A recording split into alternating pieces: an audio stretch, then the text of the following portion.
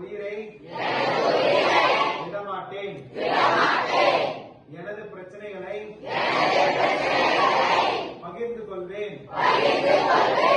எனது நண்பர்களுக்கு உரிய நேரத்தில் உதவுவேன். எனது கனவுகளை கைவிடாமல் கடைசி வரை நின்று